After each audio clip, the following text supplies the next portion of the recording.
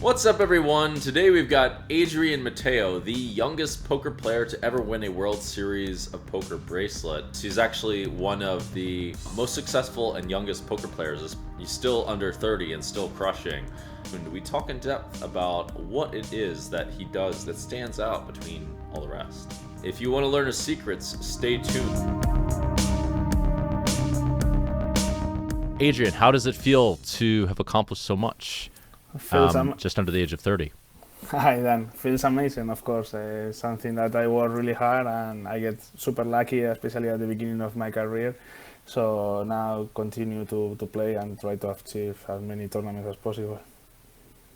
So are you Spain's most successful poker player? I presume you must be. I don't know. Yeah. I guess there's Sergio, and then I don't know who else is out there, but I guess you must be the most successful in Spain. Is that the case? Yeah. I'm like #1 in all-time money list in Spain. So yeah, I guess in tournaments, yes. All right, that's not a bad title at all. I've heard good things about your game. I don't know a ton about you. I'm curious, what did you spend all the money on when you won it all at such a young age, at like 19 and 22? Did you do anything fun with it? Did you party, or did you just reinvest and grind?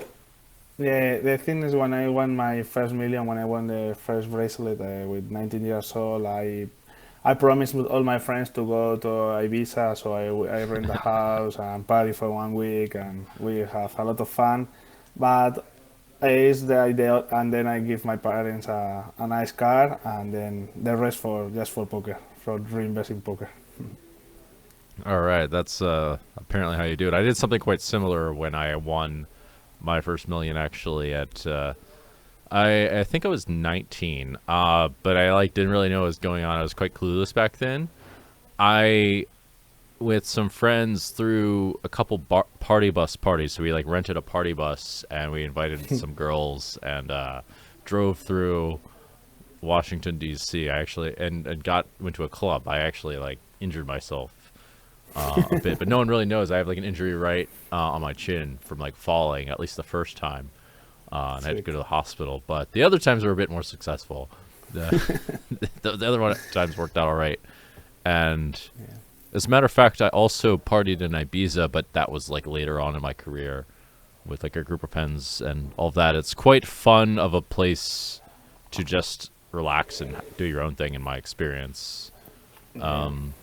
So you rented a villa, and I guess did you host parties there, or was it you just relax there? No, we're super kids. We have 18, 19 years old. We don't have too much experience, so just rent a villa, party in the best discos every day. The biggest DJ, we would go there, a few bottles and like that. We didn't do that much. Now, 10 years older will be different, but back in then was just hanging out with friends and have a lot of nice memories.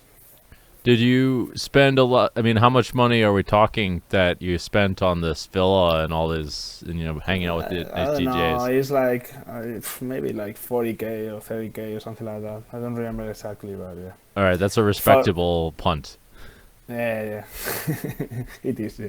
I think I spent something on each party bus, something like $6,000, something like that. I'm really curious what it cost in retrospect. I know that it didn't cost too much over 10 each.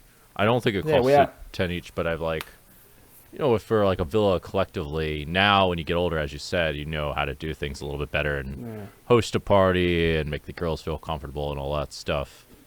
Yeah, back in the day was different, yeah, and also I invite I don't remember exactly, but between 10, 12 of my best friends all together. They didn't pay anything, so yeah, it was a little bit expensive, but worth it, I guess.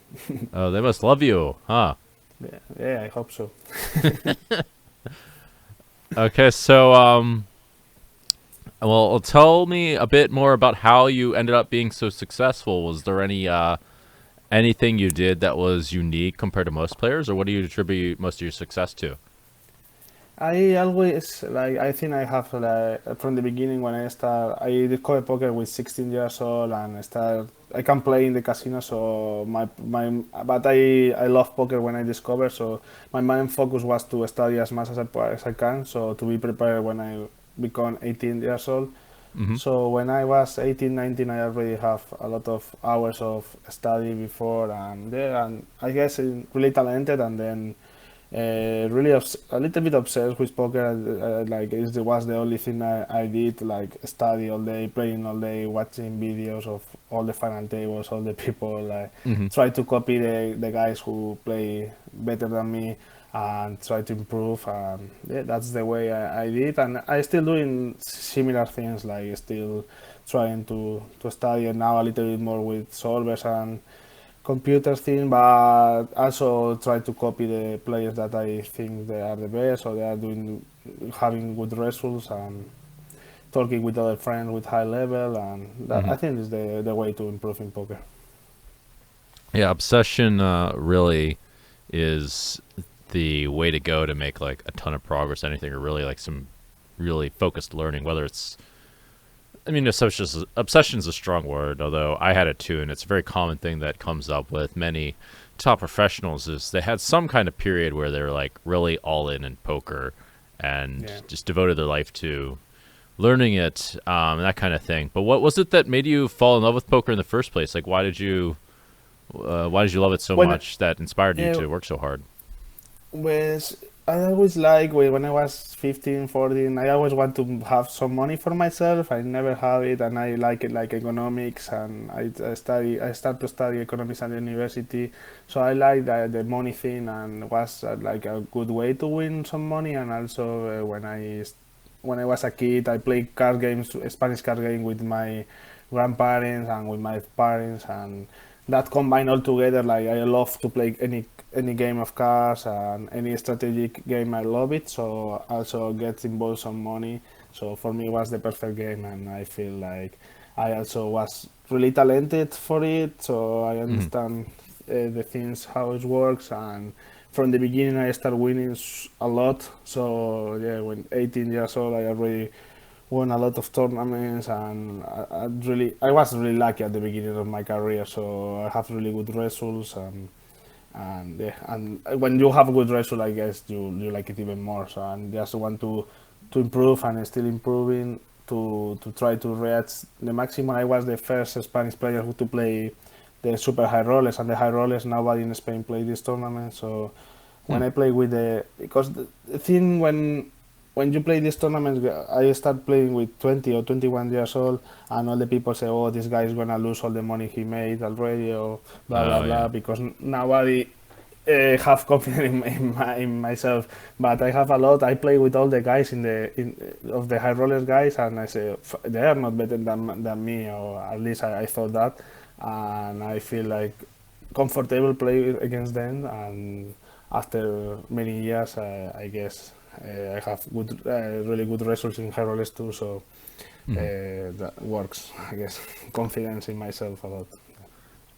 So, one thing that I really want to emphasize is that poker really is an amazing way for a lot of people who are young to obtain a lot of financial mobility, and attain like really a high level of freedom. And that's one reason why I think it's one of the reasons, one of the things I really like about it, that feel like it's worth promoting also in other countries, because actually financial mobility is a positive thing for the world. I mean, it's a positive thing for, being able to pursue one's own life is a great thing for someone, and getting financial freedom. And the more financial freedom that people have, the better basically overall it is for everyone, as it turns out. But that's something that's more of my own personal, like, this is good for the world Yeah. kind of thing. And this is like also just freedom, and being able to do what you want is something I believe in. Yeah, it's Um, something that I always try to do, like to have a lot of freedom. Is like one of the best thing I like about poker is like the freedom to do or to work when I want, and that's super valuable for me. So when I discovered poker, I thought that is a way to make money doing something I love it, and have that freedom I will love. Yeah. yeah, and I remember when I was coming up in stakes, I had a couple of similar experiences. But one thing I want to point out is that not everyone. You don't have to be like a top player like Adrian. You don't have to make millions to like be free. Like I at least I presume you experienced this as well. At least when I was coming up and I was playing, what, like $2, $4, I was making like, at least back in the day, like it's not really possible to make this now, but I was making like $200 an hour or something crazy. It was like 19 or 18 actually. And I just think a lot of players, if they have like some level of success like that, because it's not realistic for everyone to be high stakes player, like they can really like open up their lives a lot. I presume, I mean, you must have been like busy in school or something. Did you have any jobs while you were coming up? Or No, the thing, no, I just finished because I was 16 years old here. Mhm. With 16 years old, we still studying in the high school, and then with 18 years old, we moved to university. Yeah. Was at the same time, so I moved to university to study economics. And at the same time, I started winning a lot of money in poker. So after 6 months in the university, I decided to move to London to live in the UK with other poker players and try to pursue my dream and really 100% focus on just on poker. Mhm. Was difficult decision back then because my parents like me to stay in university, live in Madrid. I was 18 years old and I moved to people I didn't know too much, just for a couple of tournaments, and we go to London to live together. So it was a fun ride, and now it's easier because everything going smooth and fine, but could be worse. But I think that when I make that decision back in the day, is like that's the thing that I really want to do and I want to try. I'd say my parents let me try for 1 year. If it doesn't work, the worst thing that can happen is that I lose the money I just won a few months before. So it's not a big problem if I lose everything. Because I had nothing like 1 year ago. So yeah, I go all in for that and works really well. You went all in for your real My life dream. bankroll, and but the upside Yeah, was really great, and you won the tournament of life, I guess you could say. yeah. Of course, like I was that when I discovered poker is something I always told my friend. One day I will play on EPT. One day I will play World Series in Europe. At least one to play, and then I also won an EPT, won a World Series. So it's like a dream come true for me. Oh, it's awesome. It's awesome that you're living the dream, and it sounds like you Yeah, pretty much lived the dream, like being able to move to London at a young age and being financially yeah, free. Paying in London, I know, understand in the UK you don't have to pay too much taxes too, so that's yeah, nice. yeah. Um, Super nice. Also, something that's kind of cool about poker in a number of countries. But it sounds like your parents weren't really, they were kind of like nervous about you making this decision. Is that right? Yeah, of course. Yeah, of course. At the beginning, my parents didn't like too much the idea. They see me playing more and more every day because I just have really good marks in the high school, but then when I discovered poker, my marks go down just to approve and say that my parents let me play poker and just, but I just only study poker when I discover. So I don't care about high school, I don't care about anything, just poker. So I go all in for that and it works. But my parents was really, really worried, of course. And then I was happy that they see me winning in Madrid two big tournaments. So they go to the casino to watch me on the final table, and I won. So they give them a little bit more confidence. But When you win anyway, like, it's still a high. few 100,000, the things Yeah, becomes a little easier to start believing. Is that right? yeah, yeah. Of course, it helps a Things lot. change a little. I'll also, when I was in school, when I was in college, I did not have the best grades. Matter of fact, I was forced to take another year if I was going to continue my colleges. But at the time, I was making hundreds of thousands of dollars. I had made my first million at 19, and I failed this class, ironically, game theory, which is what poker's supposed to be about, Yeah, twice. I failed it twice. I had to take it a third time in order to graduate, or at least to graduate with a degree in computer science. And then, sick. it was either travel the world and be free or go to school. And these days, like, actually school is becoming a bit more of a trap, in fact, Yeah, where it's becoming more and more reasonable for people to pursue their own kind of entrepreneurial route, whether that's in poker or something otherwise. yeah, Where, because like now, like students graduate and they have tons and tons of debt. I don't know if you realize, but like this is a growing problem in the U.S. and many of these first world countries, and that the job market's getting really, really tough. When it's In Spain is different. The university in Spain is way cheaper, oh yeah, and people didn't get that for studying at the university. Like here, I don't know. If you go to public university, you maybe pay like 3K a year or something like that. what? So it's super cheap. Yeah. What? In the U.S., it's like 300K. Well, for a really top university, at 300K. But Yeah. it's like if you go to a good one, it's gonna be like 30K a year, or some crazy amount, or whatever. Even if you don't have too much money here, you can do it for like 1K a year, What? 1.5K. You can do it. Yeah. A good university? Public one, normal one. Oh, okay, okay.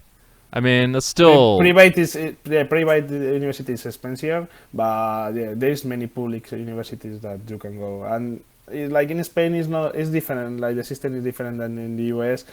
There are some university with more prestige than other, but it's not a big deal like in the US. Like if you have a degree, you have the degree.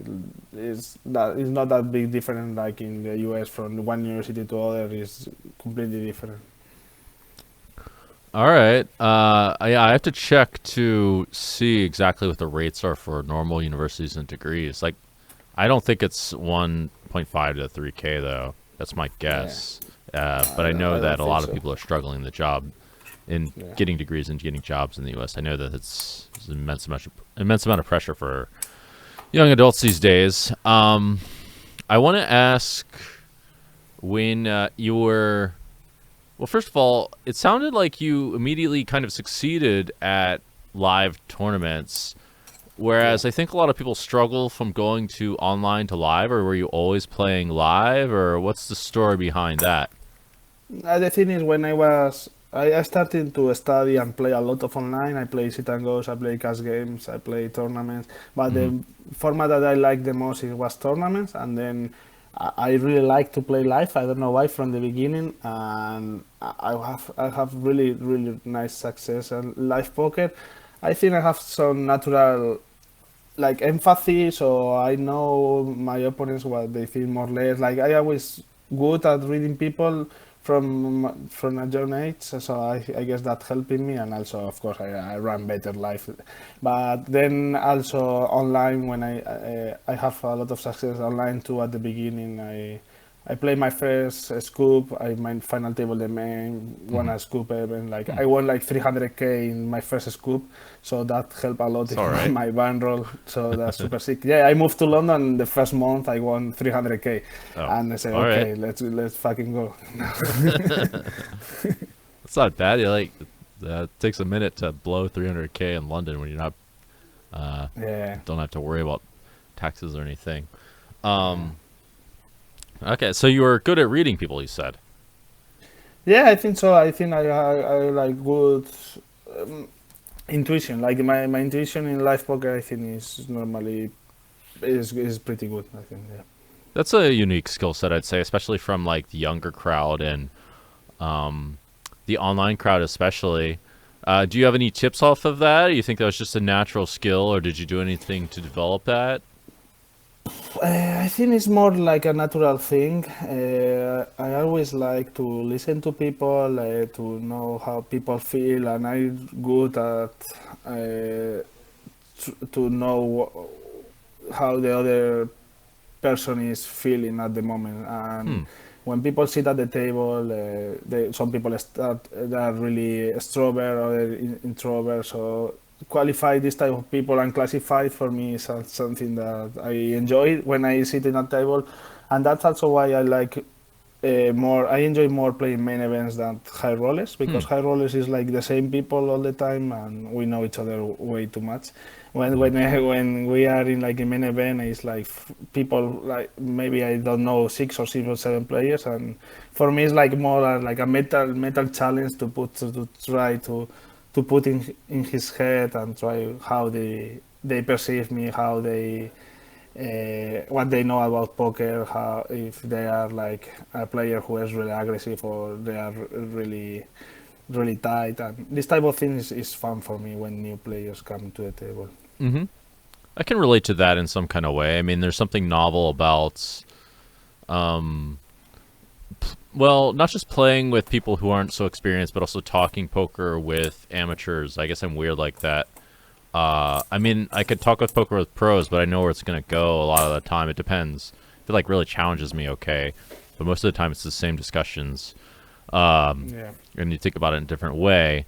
I could see how that could be more interesting, just because you see a wider variety of people as well. Would you say you're like really attentive on the table? Like you're often listening closely to everyone, or are you like a little bit aloof and then you hear something, you play some hands, you get a read Yeah. that way or whatever? How would you describe that you're gathering information? Are you just really in the moment there, or Yeah, I guess everyone do it inconsciently when the guy how they dress, how is him or how they talk and all this information I think is really valuable and like my first instinct is normally super good when one guy sit at the table and just talk for 2 minutes more or less I hmm, know how he will play and I will say like 90% of the time I'm right or even more like really? I Okay. don't know yeah I have like really natural talent for that and even when the player didn't I didn't know too much about him I more or less know if he's tight or aggro or study poker or never study poker ever or yeah I think it's could be a natural talent yeah, I guess. I feel like I want to try it a bit more myself. You're kind of inspiring me to give it. I mean, I do try it a bit, but I haven't made like. I mean, I make guesses, but I don't like. I find people are really consistent actually in a lot of spots. But I will say that I've seen some really crazy stuff in main events, and people are like on one extreme or the other a lot. They'll like make it Yeah. crazy, crazy folds, or they'll never bluff. I mean, there's certain spots where like no one ever bluffs, basically, unless they're like a pro. It's very hard to bluff in these spots and like really think through your strategy. Yeah. But there's certain people just like never bluff or don't have any in them, or just make these crazy folds. I've noticed some Yeah. weird psychological tendencies that happen a lot, and definitely like one thing I'm personally good at is I'm good at seeing. I mean, like you were talking about knowing where someone is emotionally. I'm knowing what they'll do in certain emotional states, but I don't necessarily know some of the subtle emotional states. Well, there are general patterns in tournaments of how people act. Like usually in the beginning, no one really cares, and that's when they'll start messing Yeah. around or whatever. But later on in the tournaments, then a lot of people, I mean, on like again, Change. unless they're pros, are going to start making. They're going to start leaning in like a few very distinct directions for the most part. That's my Yeah. experience. I think I'm more Yeah, of yeah, I like agree. looking at how the whole population acts as a whole rather than like I mean, I adjust a bit, but I don't think I can figure out people in like 2 minutes based on how they talk. But I'm really interested in that, Yeah. actually. For me, also like now is different that when I start because now also I'm really non-pro. So when I sit Hmm. at the table with the Winamax pads and the cameras are around me and everything, like some Hmm. most of the people are afraid to play with me, but some of the guys try to battle ego with ego. So you need to know really quick who is who, because some players will fall a lot to you because they don't want problems, Yeah. and this is the majority, I guess. And then Oh yeah, some yeah. players really want to fuck you, like for the camera and start to do his crazy shit just to own you. And to know which type of player is it, I think is really important, especially like in big fields, main events type of tournament. And I guess I could say that's like one of the benefits of being a pro is that people like take those two stances a lot against you. It's Yeah. hard to like get the middle ground. The middle ground is where like the skill is at. Actually, in dealing with Yeah, people, the middle ground is against the good pros, but when you play against bad players, is one side or the other. Normally, it's never yeah, yeah. the middle one. I mean, that's kind of fun. It creates like all these like crazy things that happen that you just never expect, like bluffing with the best hand and getting called and crazy Yeah. stuff like that. Um, so do you have any examples for me of like how someone might talk if they're a if just how someone might talk that you know that they might be a fighter or someone that might talk that they've never studied poker before? Yeah, the fighter used to not talk to me directly too much. Like they try to look at me with some kind of envy or like R- something like that. I feel like, oh, this guy tried to bluff everyone, and his look is different for me. Huh. And they normally talk about in the table, but not to me directly sometimes. And this is Huh. the type of player who normally try to bluff me more. And when we are in the pot, they try to win the pot. And then the other players is like, oh, you are here on my table. Oh, I'm really unlucky that you sit to my left, or try to be too nice to me. This type of player normally are really tight against me Yeah, I when we guess if play. someone's too nice to you, they're not usually likely gonna like Yeah, try to. normally when they are too nice to me, normally they play really tight against me. One funny thing I've noticed is that when I meet fans, it's almost Yeah, always them that ends like the conversation, if you know what I mean. Like they're the ones that walk away first. This is a funny thing. It yeah, kind of reminds me of that. It's like they always like they don't put much effort into trying to get to know me too much or anything like that. yeah. I find it to be funny because it's like kind of ironic because they're saying they want to, but they're just like maybe they're. I think that they're shy, but I'm not sure. Um, but that's It interesting. depends I've on the never thought people. of There things is like that. different type of people. There, some people are more shy, some people are more extrovert. Oh yeah, yeah. I mean, there So, are so exceptions for sure. I've met cool people that are yeah, fans, yeah, sure. 100%. Um, and yeah, I'm gonna start looking more for like. I think that there are some cues in the way people talk that tells a bit about their personality, but it's not something that I understand 100%. But definitely, I mean, there's many nuances that people and things of ways that people do things that can really tell you something about them. Like as you said, like how someone dresses. Like probably my guess if someone comes in here with this outfit, that they're gonna bluff a bit more than usual or Yeah, do some crazy yeah, stuff. Is yeah, my yeah. That's for guess. sure. Yeah, yeah. Have you found Yeah, that? So you have found it. if I see a jacket like that, I know that the guy is able to bluff. Yeah. Who else bluffs? Like, what about people with chains or like people with like jewelry? Do they bluff a lot, or people who are like big muscles? Yeah, Or yeah, probably. Yeah, people with like big muscle generally, or try to be really loud at the table. They normally are really play more hands and bluff more. Yeah. Yeah. It's going like bluff going when your personality. When you are a poker pro, it's different because you study the game. Some people approach the game more in the aggressive and others in the tight side. But when you are a recreational, I think you play the same that your personality is, or really close to your personality. I think it's really difficult that a recreational player who talk a lot, try to get attention, and they play really tight. I think this is really rare, and hmm, the other way around is really rare too. With the poker pros is different because they study the game and they understand differently. But yeah, with recreational, I think normally if you are like tight in poker is because you are a neat in life too, and the same the other way around. I think. that's interesting. I really want to like see how true that is, but I suspect you're right, just because like people are probably gonna At lean on least their personality Uh, traits. yeah, Huh? there is always exceptions for sure, but I will say for 90% of the time it works like this, in my opinion. Well, yeah, it should be correlations, is my guess. I would think that when people don't have like a lot of like experience or whatever to lean on, they're gonna lean on their personality traits Yeah, the sure. most. And actually, when someone, Especially in high pressure moments. oh, for sure, and yeah, when emotions are really heavy or when people are induced by drugs and things like that, their truer colors tend to come out more Yeah, and more.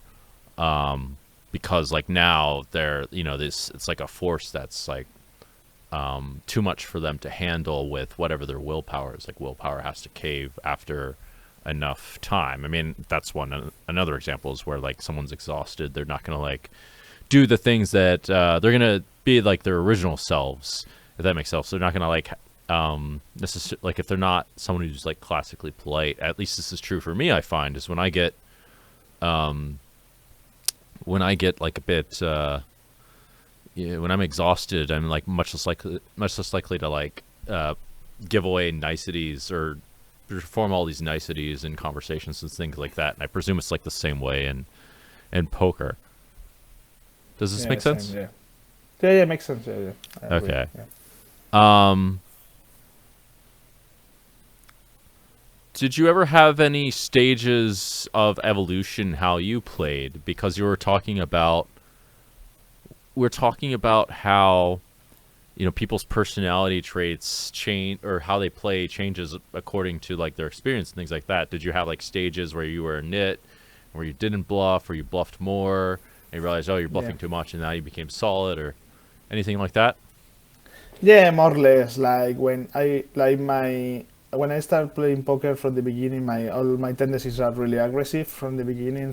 Oh, So really? all my game is really aggressive. Like it's probably because the school when I studied poker is I started Educa Poker is a poker school in Spain, and all the coaches are really aggressive. So my tendencies are Oh, just to really? try to copy them, and I was really aggressive at the beginning. Then when I started studying a little bit more about GTO concepts and stuff like that, I nittier a lot. Like I start c-betting way less, doing bad things, and try to don't fight the pot as I do. And but that's happened for me for maybe 9 months, 1 year, and then I go again for the aggro side because I feel more confidence in playing aggressive, and yeah, is my style, and the way I study poker is to. I think that people make more mistakes when they are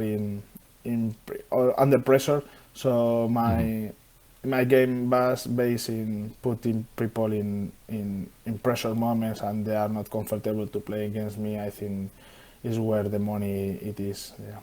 I think so too. I mean, it's the more you try to find where people do have leaks of sorts. I mean, I have talked about it quite a lot, but a lot of people have the same leaks in my experience. Like that I've Yeah. found over tons of trial and error.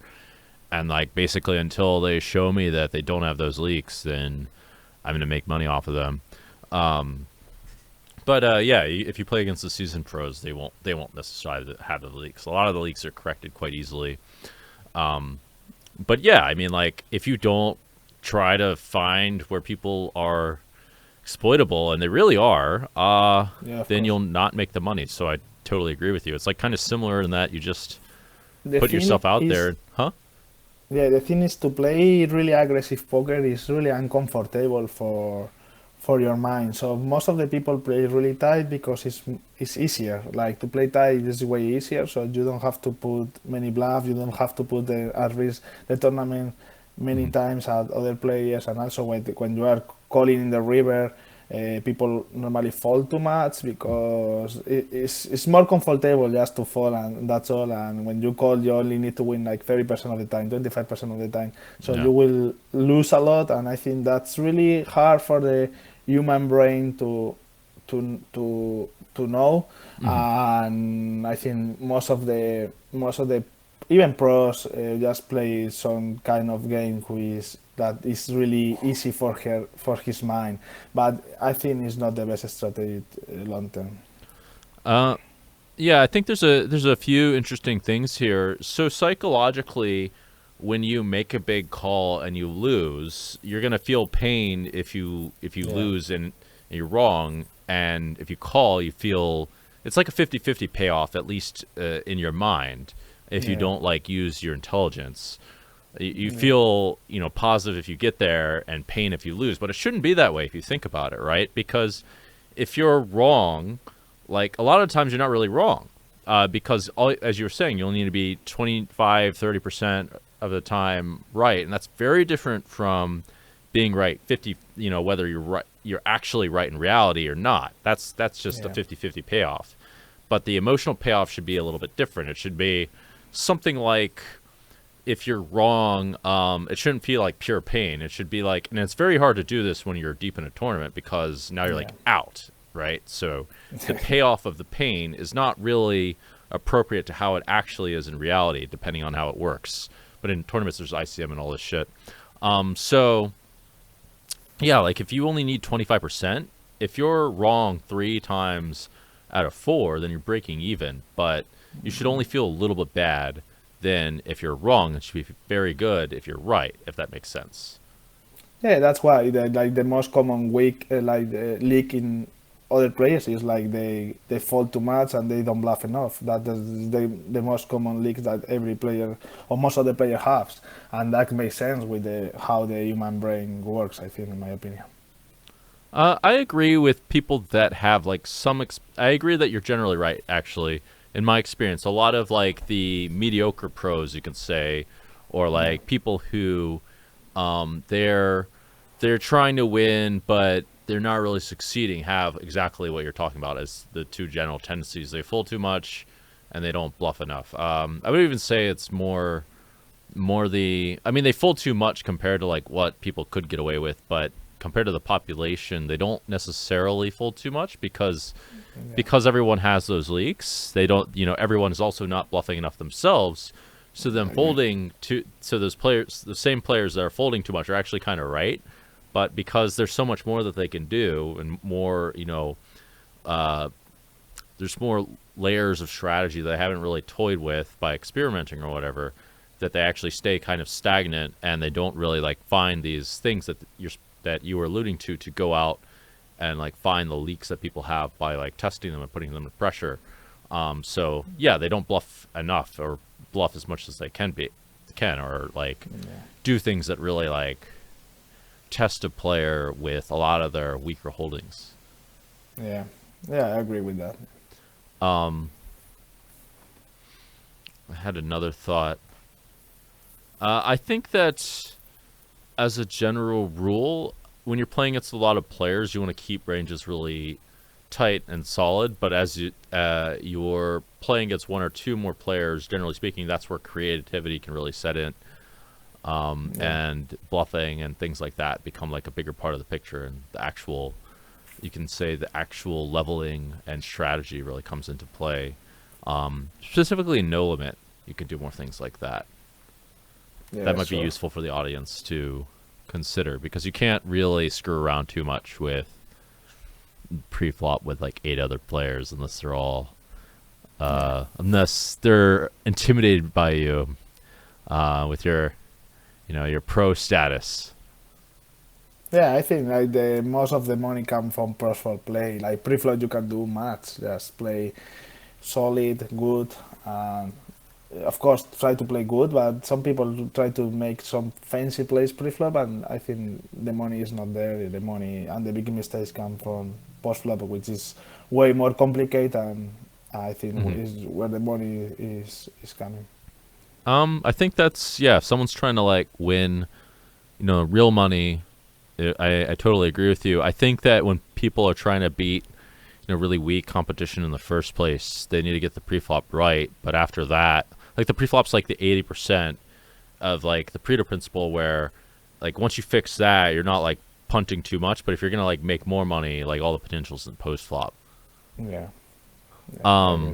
So I have a question. Do you ever do something like wave like a figurative red flag at people that that are going to be fighting or fighters? Like you're the matador, you're like the master, and you're waving the flag, and you say something to them that'll agitate them or like get their ego going if you know that they're trying to like own you, but get them to steam. No. Have you done anything like that? No, I love it. No, I love it when the people his ego try to play against me. I think it's much better for me. I just need to adapt my game, and that's all. Yeah. I don't have like, of course, like poker players have ego, including myself. I think I'm a good poker player, but I think in the table I try to get the ego away, because it didn't give me money, and when I sit in the table is to win as much money as possible.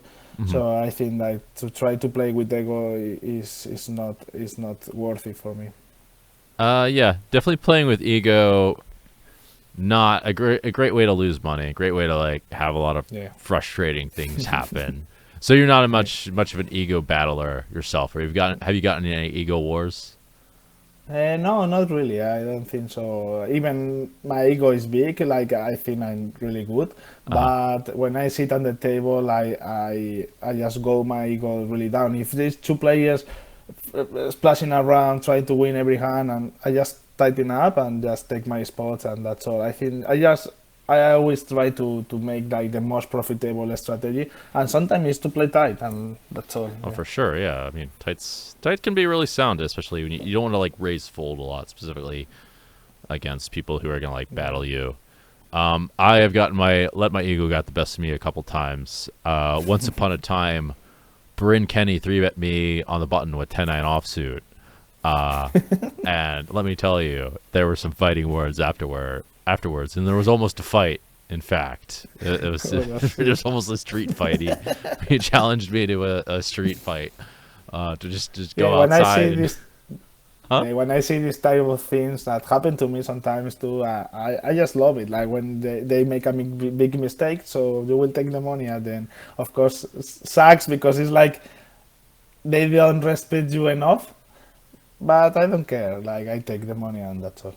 Well, the money tends to be more prefer the money over the respect. I mean, the respect's nice, Yeah, but like, it's for the respect. Yeah, I think. Yeah, like when people ego class is for the respect, which is normally important thing in men's.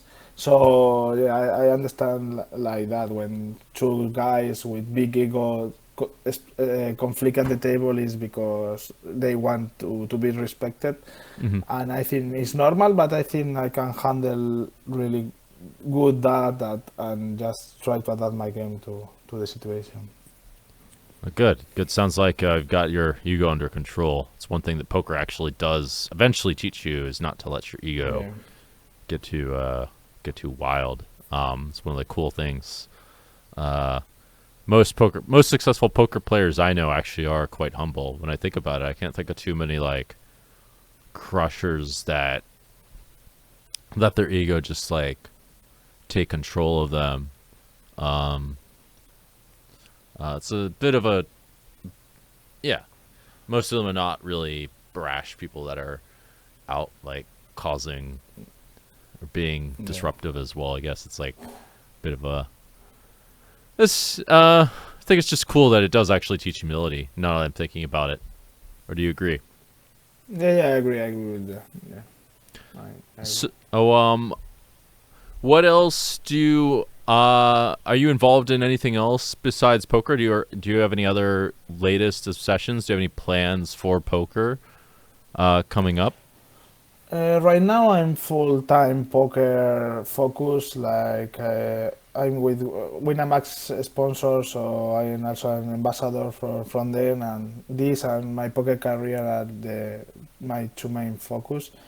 And also, I still love the game, and it's still really competitive, and I just love to play the biggest stakes against the best players and feel that I'm a winning player. It's something that make me happy and motivate me. So Mhm. I will continue doing at least for a few more years until I lose this motivation, I guess.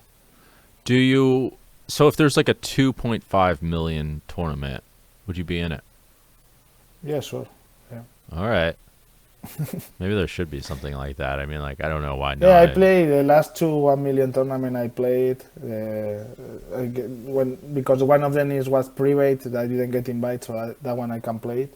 But the other two in World Series I played. And yeah, I play every big high stakes buy in tournaments, and I feel really confident to play these stakes. I also have many people who want to buy me action, so for me it's kinda easier now to sell the action and play that tournament. Do you have any goals with poker? Like if you make a certain amount, are you going to do something, or do you have any goals to make a certain amount, or any challenges, or are you There thinking? is always an amount in my head that I didn't react. I really want to react is to have a 10 million bankroll. Uh I huh. really want to have it, and I didn't have it right now. And it's something that I was thinking for years, and I think I will give everything until I reach my goal, and I'm sure I will because I will put a lot of hours into it. What's any reason why you couldn't get there? Are you gonna like play any? Are you playing the short deck events? I'm not sure. No, the thing is, I only play No Limit Hold'em, Hmm. and so it's the only game I play, and I focus in tournaments. So I really specialize only in no limit tournaments, and this is my main focus. So yeah. Oh, okay, okay. Um, and there's tons of money in no limit tournaments still. I don't think that's going away Yeah. anytime soon.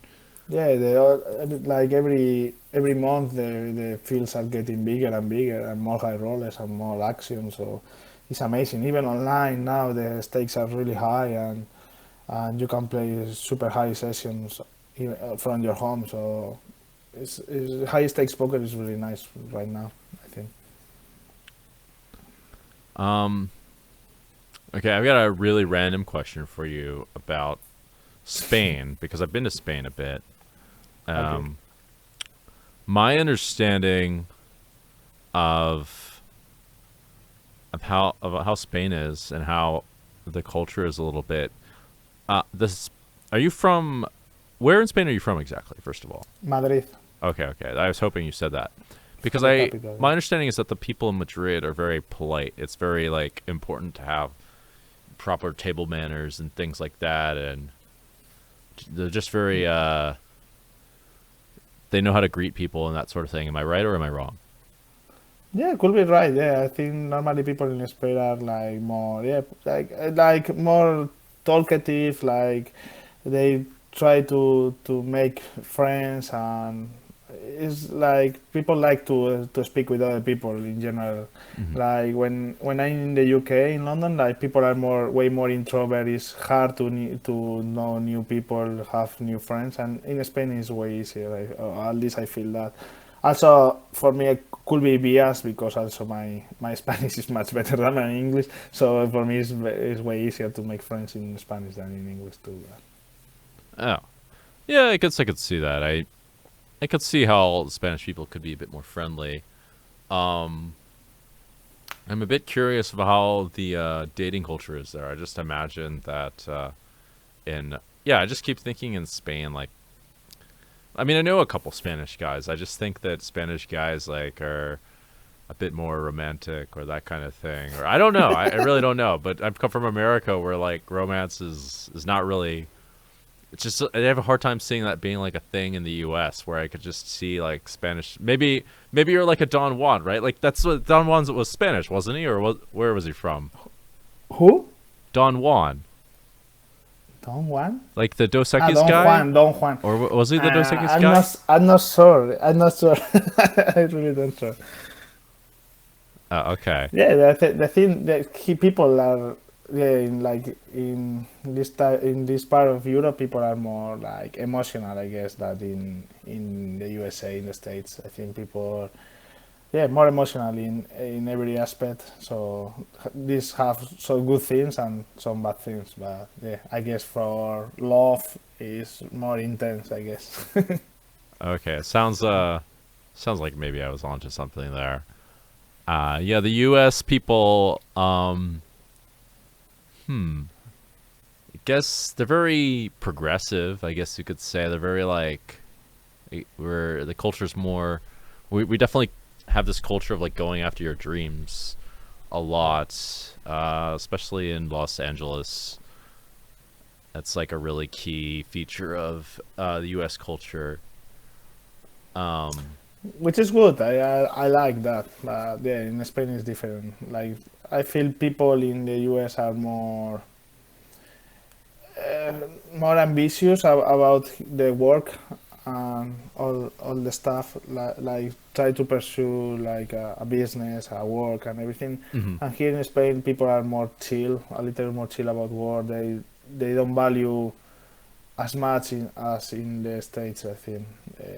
People value here other things like living good, a family, like love and emotions and all this type of stuff. I think is a little bit more valuable. But this is general thing, so it's really depend of the people. But in Oh, for general, I sure. think like the work culture in the US is different than here for sure. Yeah, it's very entrepreneurial. I mean, for that reason, poker does it. It maybe that's why poker took off a bit in the U.S. or was. I don't even know if it was originated here. Maybe it was. I should know these things. But it's very entrepreneurial by nature. You're like kind of your own boss, basically. You're doing your own thing. That makes me imagine that you must be the kind of person that, when you're the exception in like a group of people who have different values from you, or at least appear to. I don't know if they do 100%. Like, it makes me think that you must have been like someone who did things by your own kind of way of doing things. You didn't necessarily you also had to do it at the disapproval of, or some kind of disapproval of your parents as well. Yeah. That makes Yeah, sense. the thing is that like I have a little brother, so me and my brother play tennis at in the high level at the beginning. Oh, really? So we are really really competitive between each other. Oh, So I think this move to poker and also to life, like we always were fighting, and in tennis when I lose I fucking hate it, and I'm super competitive, and also when I play poker. That's why I only play only no limit hold'em, because I don't like to feel like the fish of the table, and I don't like to feel that I make many mistakes. So that's why I always just focus in one thing and try to do really good. And this is because I'm really competitive, and I don't like to feel that I'm not good enough. So yeah, I guess that helps for poker in that case.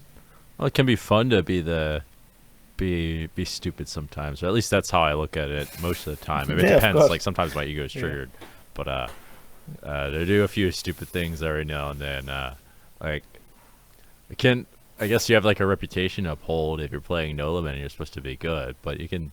Well, I don't know. I think I'll do some stupid stuff in no limit too. Like, why not? Just for fun. That's unique to. Yeah.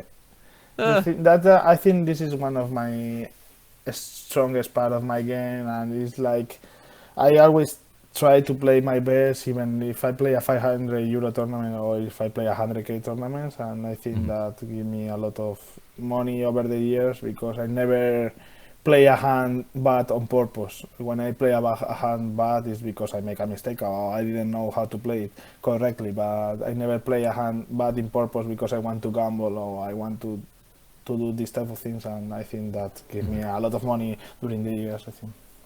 Oh yeah, playing your A game all the time is really important. Do you have any pre-game routines? Especially coming from. Well, I don't know if you tried professional sports at all, but if in professional sports it's common to have pre-game routines and be really disciplined. Do you have anything like that, or any post-game things that you do? Not really, not really. I just play poker every fucking day. So I just really used to play poker, so I can handle really long sessions. I I could have my A game for a long time. I think some days it's impossible, of course, but Hmm. also when I'm playing not good, try to don't play really bad. And when I'm playing bad, I maybe when I play online, I reduce the number of tables and try to refocus as quick as I can. But I don't have any like routine. I'm not a routine guy. Okay, me neither. But I see the value in having Yeah, sure. some routines or some like hand analysis, things like that. I do some things, particularly take notes. If I make mistakes, I take notes sometimes. Sometimes I get really lazy sometimes just because I'm so used to success, but I think it's quite valuable. Um, anyway, we got to go in a second. Is there anything else that's on your mind that you'd like to talk about, or anything you're promoting, perhaps Winimax, for example? Yeah, like I just want to know like the t-shirt isn't so bad. It's a Winamax t-shirt, and Winamax is like my sponsor for the last 6 7 years. So yeah, just to mention that, and yeah, that's all. Okay. Uh, all right. Simple question. What does Winamax mean? Something? Or is it just like a play on the words win and max, and like win a I max? think it's just a word game. I'm not sure. It's a question that I should know the answer, but not sure. I think it's a game for win and max. Yeah, that's the thing. All right. Well, sounds good to win a max. Um, it's almost a joke, I Yeah, guess. that's also my plan when I play poker. So yeah, All it right. works Well, we can pretty agree much. on that. So great having you on, Adrian, and hearing a bit about your insights into uh, how to win at tournaments, and a little bit about the culture of Spain. Thank you for your time. Thank you for your time too, Dan. It was really fun to chat with you. And yeah, I hope people love the video. See you. Bye.